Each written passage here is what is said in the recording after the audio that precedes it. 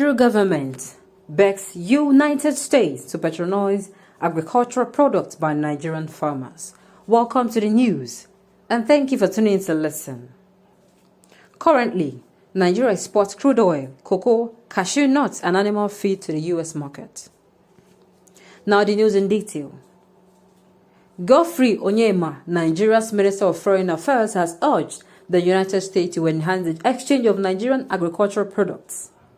Trade is increasing, but we are hoping to have increased market access for our agricultural products and the framework of AGOA, the African Growth Opportunity Act mechanism that is in place to help to promote African access to United States market for African countries, Mr. Onyema said on Thursday.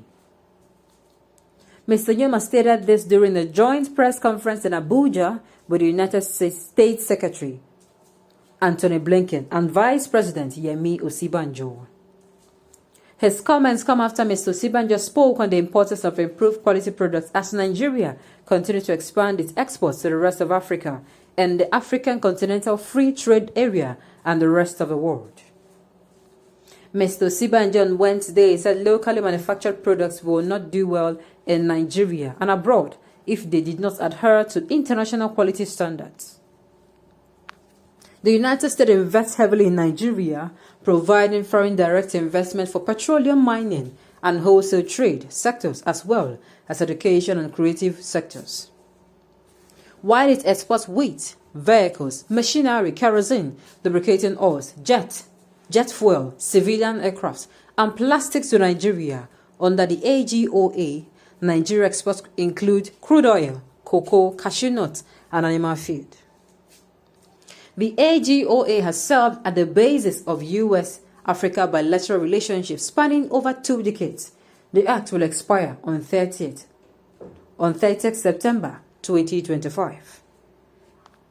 Okay, this particular issue, the federal government is asking that the U.S., buys Patronise agricultural produce. The thing is, just like it was stated in the news, if you miss the standard of penetrating the market, you have to come with strategies.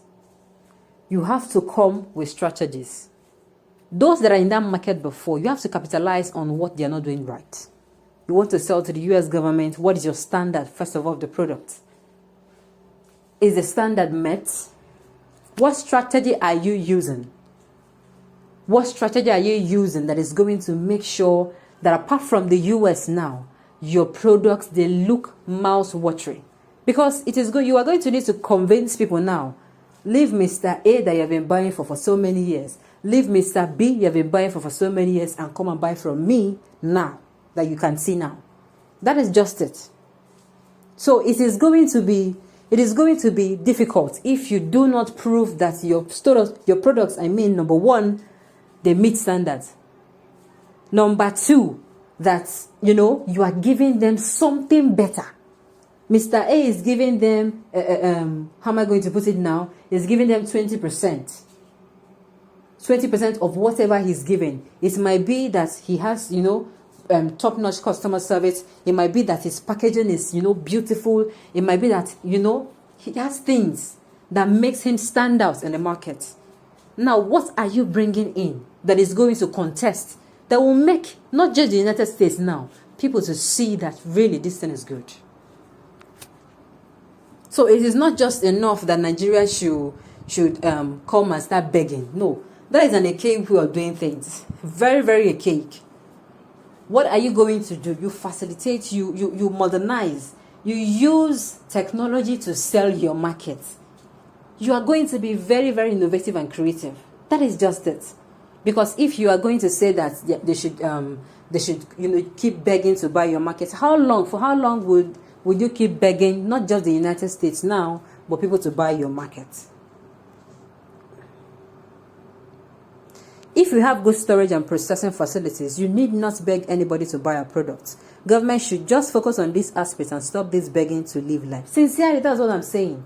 What exactly is your product going to do for them? What are you selling? Is it of standard? How do you package? What should attract them? Because I tell you, if you had wonderful things, if you have done your market research or survey and find what you are going to use to capitalize on and enter the market, it is going to be very easy. In fact, you don't need to beg. When you capitalize on these people, their product does not do, or you don't even need to say does not. My product does this and this, and others do not. I'm telling you, and if that's your point is very strong, it is going to bring customers rushing to you. If Nigeria wants foreign exchange from agriculture, it should acquire large land for agriculture in all states, and their farm products must meet with international standards. You cannot deceive US with your over-chemicalized products. It is in Nigeria that we jump at anything because of poverty. Another point. It summarizes everything I've been saying. You have to make them, what is it that you're giving to them that other people are not? What are you offering me that I will not get elsewhere? Do your products now, does it solve a problem more than the one that is available now? Apart from the fact that maybe the price is going to be competitive. It's not enough to say, oh, my price is competitive, come and buy from me. No. Are you bringing them back or you're advising them to move forward? Ask yourself, since Nigerians are praying to travel and live in America, have you ever seen an American pray to come to Nigeria? Oh my God, this is very laughable. Okay. Is it by force? Just advertise your product. If it meets standard, they will come for it. Although we in Nigeria don't have enough. So stop begging. Exactly. Look, I keep saying it, and it has been like what I've been hitting on since I finished reading the news. The truth is, if your product attracts people, if it meets standards and it solves a problem, I tell you, people float with value. You are going to see a shop that has stood for, let's say, a business that has stood for over 20 years. And somebody will come and capitalize on something that particular business is not doing. Will come and do research and do research and do research and find out. It might be in their packaging. It might be in their customer service. It might be in the delivery of products. It might be in the durability of the product. They'll capitalize on it. Then, when they manufacture theirs, they build it, they surround it with that particular thing that you are lacking in that 20 years old business. The way they hit the market, they're going to use that particular benefit that stands out, that you are not having. They need to stand out from yours. And before you know it, people are like, okay, this soap now, this toilet soap, it doesn't smell fine. It's a toilet soap, it cleans, but they'll charge different to the one that has perfume.